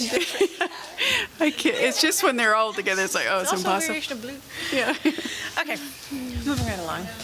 Okay, Did you so find let that? me, Yeah. so Yeah. Tara and, Kind of wonder if the private schools tell the truth. So Future in the theme of the parcel night, tax. come on up, Sabrina. In the theme of sort of looking at long-term planning, long-term budgeting, enrollment, growth, and potential stability. We'll call it stability, enrollment stability in the future. And knowing that we currently have 2 parcel taxes, which both sunset in 3 years, which in parcel tax worlds is a very short amount of time, given the number of election cycles that we have. So we wanted to give the board an opportunity to discuss and explore potential timeline for the next parcel tax. So Sabrina is here from TDWB Strategies to give us an overview of sort of what some potential timelines would be and what that would entail. So I'm going to turn it over to you. So I'm Sabrina Coach-Papa with TBWB Strategies, the company that worked with the Measure J campaign last November to help pass that parcel tax measure. We've also worked with many of your feeder districts as well, and other districts throughout Marin County and the state to help them with parcel tax measures and bond measures and public finance measures. So as Tara said, tonight we want to talk through your what it looks like to plan and prepare for a parcel tax renewal measure, and also some election dates that are available to you and just what that looks like from the big picture planning perspective to make sure you are prepared for that. And obviously there's no decision about when you'll actually go, but want to make sure that we leave those election dates available to you as you go forward. So this is our big picture overview of how we look at our timeline, and I'll go through this in more detail in following slides. But when we approach a parcel tax measure, we first focus on your feasibility. So we recommend starting that phase sooner rather than later. And the focus of that is to determine whether or not it actually is feasible to put a renewal measure on the ballot and actually develop a measure that aligns voter priorities with your needs and actually could pass at 2/3 rate. The next step is we work with you to build consensus that with 2/3 parcel tax measures, it's not as simple as just trying to get more votes than the other guy, right? We actually need to build consensus around this measure as a solution. So a lot of that involves talking to people and telling them your story, and you guys have done an excellent job being transparent in your budgeting process and your challenges. So you're starting from a good place. The next step is building a strong measure, and that's actually developing the basics of the measure itself. So we will work with you and your legal team to actually draft the 75-word ballot question and the full ballot text that goes on the ballot to make sure that incorporates all the feedback that you receive from voters through your polling, through conversations, to make sure you have a winning measure that's actually on the ballot. And then the last two stages are those are stages that an independent campaign committee would conduct. Once you put the measure on the ballot, you step back. No public funds can actually be spent on a campaign, but an independent campaign committee would take over, raise funds, talk to voters, persuade them to vote yes, hopefully, and then also get out the vote to make sure you're successful. So that's big picture what this looks like. To go in a little bit more detail of each of these phases, for feasibility, that is when you would work with a pollster, and we would work with them to help develop a poll. In that poll, you learn a lot about voter support. It's a snapshot in time, and it helps you understand voter priorities for a parcel tax measure. It helps you understand their tax rate sensitivity, so how much would they be willing to actually support and pay for. It helps you understand just their attitudes about your district in general. So we'd work with a pollster to do that. We would also understand election timing. We'll go through election dates in a little bit, but it helps us understand who is likely to vote in each election and are they willing to be supportive of that measure. And also we'll work with you on other issues that are, in the community, other political issues, other competing issues that could be on the ballot. So once this feasibility study is conducted, we get the green light to move forward. And then we focus on building consensus. And that's a process where we do recommend you spend time talking to parents in your community, for your foundations, your staff, your teachers, your internal people who really care about your schools and they deal with this on a day-to-day basis. I'm sure they already are engaged on a certain level, but we want to make sure you have a chance to tell them your story, talk about your current parcel tax, help them understand what happens if it does expire, and the fact that you might have a potential renewal measure, and also give them a chance to provide feedback. And then the next step is going beyond just your school community to folks who don't deal with the schools on a daily basis, but elected officials and business leaders and realtors and seniors, and also voters at large. So that includes sending mailers to folks to give them information, but also to seek feedback. We want to make sure people have the opportunity to provide feedback and ask questions and be a part of this process. And then comes building the measure. And that is when we would, as I mentioned before, work with your attorney to help develop the actual resolution. And that includes the 75-word ballot statement that goes on the ballot. That's what voters see when they vote. There's also the full text of the measure, which includes all of the details of the measure. And then also make decisions about exemptions and the duration and the rate. And then we would work with you, kind of guide you through that process of actually having the board vote to put the measure on the ballot and then submit it to the county. And that has to be submitted 88 days before your election date. And then again, we get to the campaign phase. Again, this is an independent campaign, not the district, but this is where private funds are raised. They run a campaign. We would work with a committee to do this, to send mail, to seek endorsements, do phone banks, do precinct walks, communicate with voters, and then get out the vote so you're successful on election day. Any questions so far in the big picture process? Okay. So here is a timeline for March 2020. So you have, given that your parcel taxes expire in 2022, you have multiple election dates available to you, but we don't recommend that you wait till the last minute. In the event that a parcel tax is not successful, we do recommend you give yourself enough time to regroup and build a new measure. It's much easier to pass a renewal parcel tax when you already have one on the books than it is to pass a new parcel tax, so we don't want your parcel tax to expire. But you have election dates available to you. So next year, 2020, you have March and November.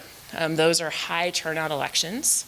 March is the presidential primary, and there will be Democratic presidential candidates on the ballot. So there will be high turnout among Democrats. Turnout will be about 75% roughly, so a high turnout election. You also have November 2020, so that is the presidential general election. Turnout will be very high, around 90–93%, so a lot of interest in those elections. Those are very elections that are probably going to be positive for you, or could be positive for you. Beyond that, in 2021, you do have special elections available to you. That is when you would be the only issue on the ballot. So there are polling place and mail ballot elections. You have one in March, a polling place one, a May mail ballot, an August mail ballot, and a November polling place election. So those are special elections. Again, you're the only issue on the ballot. That presents different challenges for your independent campaign. It puts a little bit more pressure on them to actually turn out voters, since there aren't other issues getting people excited about Election Day. So that's a different type of campaign and a different type of election. And then going to 2022, you have the spring where you could put a measure on the ballot. But again, that's going right up against your deadline and is best kept as a kind of backup in case you need it. So any questions? Sorry, could you just repeat the 2021? Yes. So you have a March poll special, a May mail ballot, an August mail ballot, and a November polling place. And again, all of these, the purpose of the feasibility study is to understand which one would be most advantageous for you. So there are a lot of options available to you, but the goal is to start planning now so that you can keep these options open. This is a March planning timeline, so this shows you if you did start working now on feasibility, you could conduct the poll, communicate to voters, make some decisions. If you did choose to go in March of 2020, the board would need to take action and submit the resolution by December 6th. So because of the holidays, that might be more of a early November, maybe even August board meeting. So kind of planning backwards, you want to make sure you have enough time for that to communicate with folks and develop the resolution and do your outreach. Do you have any advanced knowledge of other issues that are going to be on the ballot for the March primary? Yeah, I mean, I think it will be a popular ballot. So I know there will be other agencies like yourself that are looking at having a tax measure on the ballot. There will, in next year, there will be some statewide issues, and those typically are kicked to November. So it'll be more competition in November than March. I know you also have board elections in November, so that's another factor as well. But again, that's a decision as you go forward in a poll. You could look at the support levels in both of those election cycles, and you could make a decision about which one would be best for you. We don't have board elections next year, right? No, because you're on 5-year terms. You don't? We don't have board elections next year because you're on 5-year terms. 2020. No, they are. Oh, no, in November 2020. Yeah. So Sorry. November, not March, Which is next year. Right, exactly. That's crazy. Scary. Yeah. Okay. Do you have experience with with measures that are billed in arrears, as J will be? And so when it hits for the first time in property taxes in November, it'll be larger than what was on the ballot. Any thoughts in terms of how that impacts sort of the coverage that November ahead of then action December? So in terms of the inflation, because it's a different number on the ballot? Well, no, but so J was passed last November. Yes. But the billing didn't hit the tax bill last year, but is going to be essentially 160%. Yeah, I mean, I think voters don't always know the precise amount that's on their tax bill, right? And I think that through your education, I think we will remind them of the fact that you have this measure and it's a renewal. I think that that's what most voters see, is that it's a renewal of what we're already paying, right? So I think that will put you in a better situation. Yeah, that makes sense. And I will triple emphasize the renewal. Kentfield ran into problems their first time around in not being very clear that it was a renewal of a tax, so people thought it was a new parcel tax on top of what they were already paying. And we made crystal clear the second time, having left ourselves enough time, that it was a renewal. Exactly. Do you see it a problem if it's a renewal, but we renew it with an additional? An increase. Yeah, I mean, that is something that we'll find out in the poll, right? We'll understand if voters are sensitive to that tax rate increase. It's obviously much easier if it's a straight renewal without increasing taxes, but we'll learn that. So we can talk about that as we get closer, how to structure the poll to make sure you get information about that. And it's still seen as a renewal Exactly. with an adjusted rate. Right. Oh, there you go. Right. this is a broad question, but in terms of, you were commenting about the fact that the March was the primary and November was the presidential election, and there'll be a lot of, well, you're missing all my good stuff. There'll be a lot of, there'll be a lot of press, and there'll be a lot of going back and forth. Do you envision that helping us, that it might bring people forward that are going to support public education? It might get people wanting to. Yeah, I think don't the know. people who will naturally turn out in the election in March will, especially March because it's a Democratic primary, will be folks who are likely to support your measure. And I think just like in Measure J, we had press and we had editorials and people were focused on the election itself. And I think that people who came out were people who were likely to be supportive. So I think next year you'll see a similar bump, if not a bigger bump, because of what else is on the ballot. Are you concerned that it's so soon since the Measure J? I think it is soon. I do think, though, that you have done a great job in communicating to the public about your needs, and you've tightened your belt and made cuts. And I think Measure J was intended to be a short-term measure that was meant to address your immediate needs. And I think that you were transparent in the fact that you would need to come back out again. And so you've told your story, and that's what you'll need to continue to do. And that's how you engage voters and build support. But I think that's the key to dealing with that. Thank you. Any other questions, comments from student trustees or public? How would it work if there's like other local school districts also planning a parcel tax renewal or a new, like, is that something that we would work around, like what they're planning? So I think there might be other districts. What matters if there are districts that overlap with your boundaries. So if there are districts, countywide measures or feeder districts that have elections. And what that means is that voters who live in those areas would see both of those issues on their ballot. And so that's something that we would take into consideration as you're planning your timing. Often it doesn't necessarily mean it would be disadvantageous to you. You still could be successful. It just means we need to communicate about it. Yeah. And we, at the superintendent level, we have communication around that because we try to not overlap one another in elections. And her mom was one of the co-chairs of the parcel tax. Wonderful. So you know about that. Yes, she I has to thought run you were it. going to ask how she could sign up again. Yeah, she has to do it again. Yeah, we did. Go home and tell your mom that we've already nominated her. Yes. We took care of it tonight. Yeah. Yes. But for example, I think there are 3 county districts that are going out for parcel taxes this year. Yeah, yeah. She's Dina's daughter. So. Wonderful. Yeah. Awesome. Great to meet you. Okay. It's very good. So no public comment. I think we're good. So, well, thank you. That was Thank you so very much. good, very good information to get. Thanks, thank Sabrina. you. Thank you. Of course. Will you be I will be one of the contacts. one of the contacts? Yes. Okay. So I think just to go off of what Sabrina was saying, one of the things I think the board needs to talk about is, looking at feasibility, because we are in May and we have 2 very busy board meetings in June around budget, and then we have just 1 board meeting in July. And if March of 2020, and it's March 3rd of 2020, by the way, so it's basically in February, that we would need to be having conversations around polling and feasibility in August.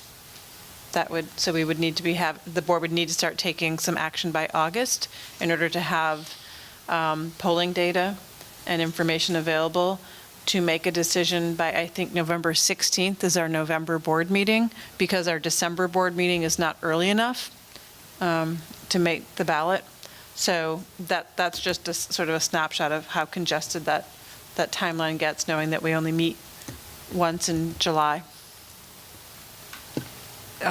How can we in advance communicate with our parent groups to know that this is in the works and in discussion? Because for all the work that your mother did and Well, we don't know that We we're don't? going to do it Yeah. yet, so we won't, They- we'll talk to them about They know the we're parcel tax. talking about it, like we shared with the Yeah. LCAP committee that we were going to have this Yeah. discussion and that we were going to look at Okay. timelines. Great. So, and I kinda think to out there. Sabrina's point, we were pretty clear with people. Like, we called Measure J a short term. I mean, people knew.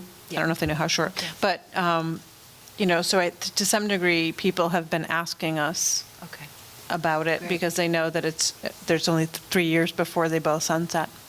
But but I think like Barbara raises a good point that what takes me back is to your discussion about the pension. I'm still hearing from people, they don't realize that we can't negotiate that, and there's some hostility with respect to that. And some of these key items, it'd probably be good to maybe send a blast out to the parent community or the broader community, just a little short clarification of the pension issue, that this isn't something we have an option, but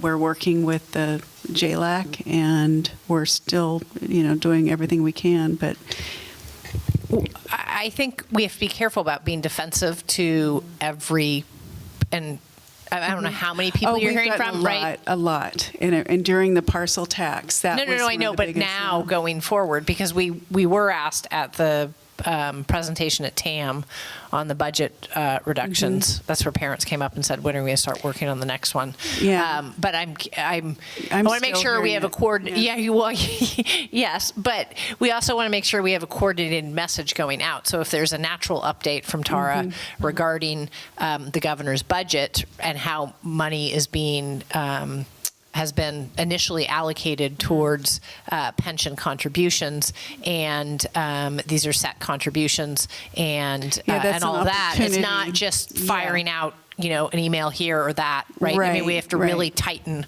our communications with the community and make sure there's purpose to our communications before we send them out, and it can't just be reacting to a complaint from a community member.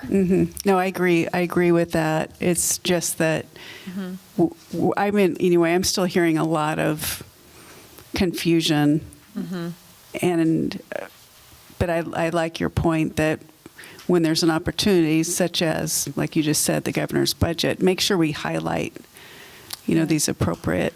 So, part of our strategy all year has been at budget adoption to send out a pretty comprehensive communication.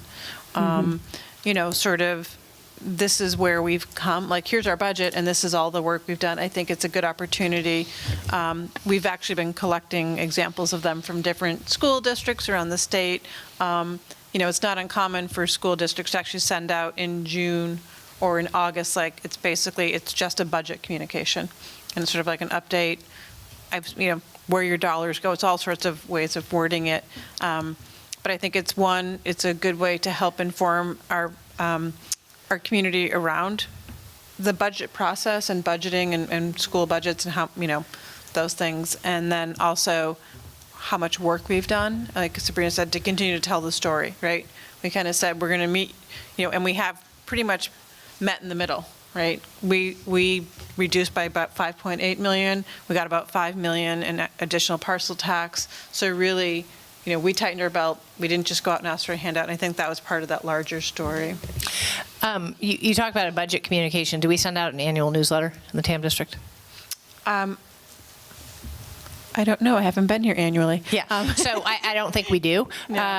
And that could be an extraordinarily good communications tool, not only with the budget, but to highlight our programs, right? Because then that ties why you're funding with what you're funding. And there is cost that's involved with that. And I've been on boards where we've had an annual meeting, we've had an annual newsletter, we've gotten rid of the annual newsletter, but we brought it back and found it very effective, particularly around parcel tax and bond campaigns. So I would encourage us to do a little bit more than a budget update, but also highlight the diversity of programs that we have. I think actually, Sabrina, you recommended that. And you were commenting on it was more of a newsletter that was sent out a year ago, and to make sure we did that again this year. So I think thank you for bringing that up, Cindy. That's good. I don't think you can over communicate. You know, and I think sending out a one-pager on the budget is going to be helpful. I think it's always helpful just to give people as much information as you can. But I like the idea of a district-wide annual newsletter, sort of state of the district, if you will. Well, thank you very much. So if there's no other comment or question, we'll move on to item E, discussion revision to Exhibit E, 1330, use of school facilities. Thank you. Mary, if you would, if you could click on the red light copy. So every year, Exhibit 1330, we're supposed to be revising and updating this. This is the facilities fees we charge our community to rent them out. We, per our policy, have been stated that we would update them annually, but we have not been doing that annually. So this is part of our annual maintenance. We want to make sure our community has access to our facilities. They've passed parcel tax measures, they've passed bond measures to have access to them when the school is not using them directly. But we also want to make sure that we're appropriately charging the revenues to pay for the cost of upkeep, custodial fees, et cetera. So this is an attempt to update them. I want to note that the last time these were updated, the actual rates we're charging was September of 2016, but this exhibit was not updated. So that's one thing I want to clarify. Chris McCune has been working, and I found a letter, a memo from Sally Swan to the board stating that, but the exhibit was not updated. So the changes you're seeing here not only go back to the CPI Bay Area Index shifts from 2016, but to going back to, I believe, 2008, the last time this actual exhibit was changed. So I just want to highlight that. We are, again, not changing them. We're changing them related to roughly 7% beyond what the Bay Area CPI shows. But the exhibit is showing a larger increase because, again, the exhibit was not updated in 2016. This analysis. Just to clarify, so the increase here is from 2008? Correct. In the exhibit, yes, the actual rates we've been charging were from 2016 that are much closer to the proposed ones. One piece I want to add is that these rates were, since they have not been updated, we calculated this in December based off of the fall Bay Area CPI, because we want to communicate to our users well in advance of their budget and planning that the rates would be increasing. Since then, we've detected that the Bay Area CPI is increasing even further, so we plan on bringing this back more in an annual nature to keep it current, which is exactly what the board policy asks. One typo I want to mention, under outside theater, it proposes that the rate would be $32. That's a typo. It would be $34 to match. So I will, again, this is just a discussion item. When I bring back a updated draft, I'll correct that typo. Any comments, questions? Any public comment? Kara, you had that look. I thought you were going to ask a question. Sorry. I thought I saw you literally starting to talk, but sorry. Anybody else? Yeah. Well, thank you, Corbett. Sure. Thank you. Appreciate it. Thank you.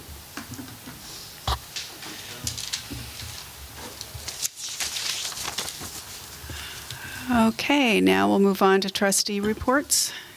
Anyone like to go first, or should we just start from one end and go to the other? I'll start. I don't have any.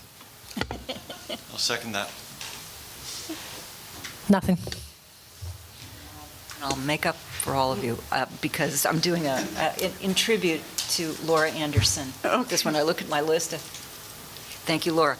I'll start with what occurred today, and that is that the Corte Madera Larkspur Women's Club, who's been very supportive to the district, had a recognition tea for one of our students who earned a good sum scholarship, Kaylee Seacamp from Tamascal and Redwood. I want to encourage you to get this out. The students, they're looking for women who have a significant record in community service particularly, and this student's achievements are extraordinary. And so just to remind us all that these are opportunities available to the female students in our location. They're very active and very, very supportive to all of us. We had a little meal last night together, student trustees, and we're just kind of catching up with what's going on for them, which are the exams.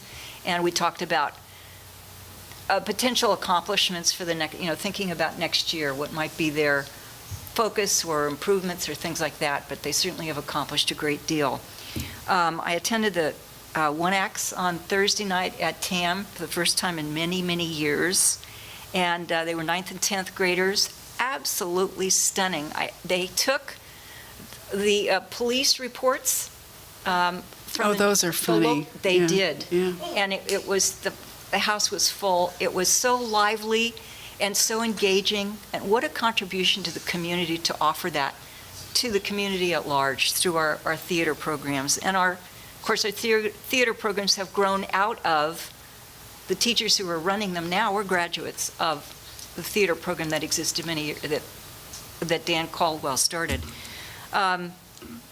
Attended the Hannah Project Freedom School. Was the, I'm running out of words. It was a fundraiser. Thank you. Very well attended. I don't know how well they did, but the school runs only during the summertime for 6 weeks. Very interesting opportunities that it offers to our students. Attended the educator effectiveness and JLAC meetings.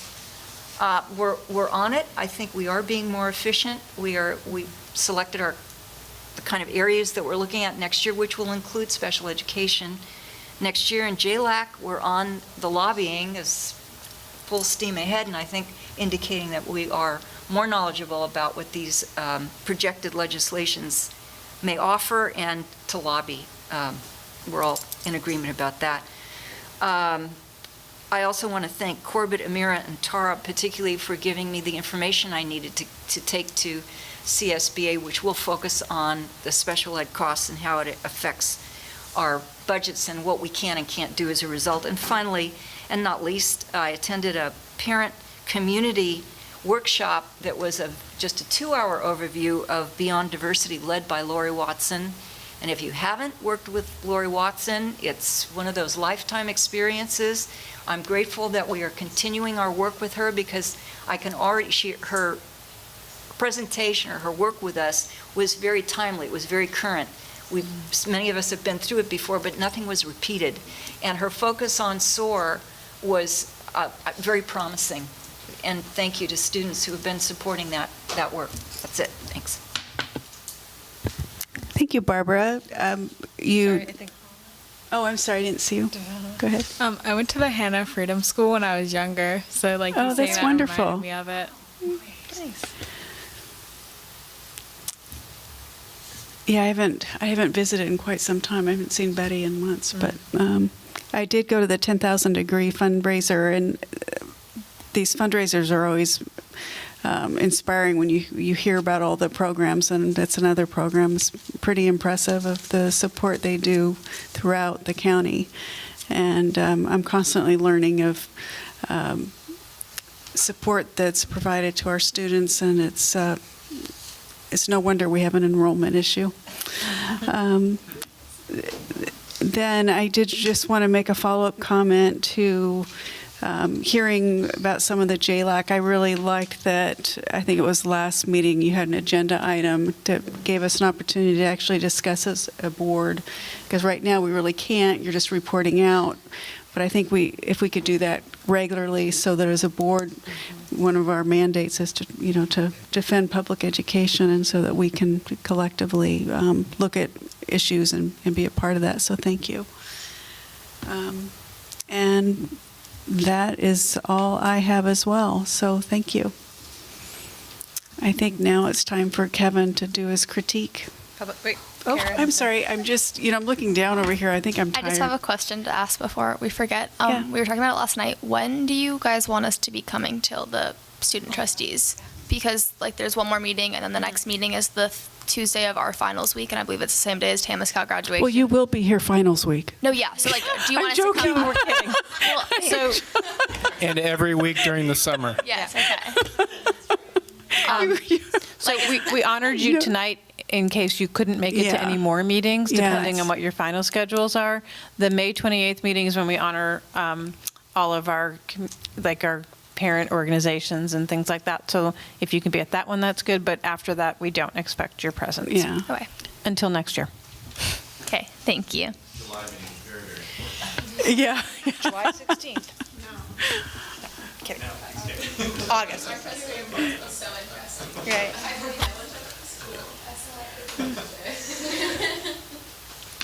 I'm assuming there's not public comment on any item not on the agenda.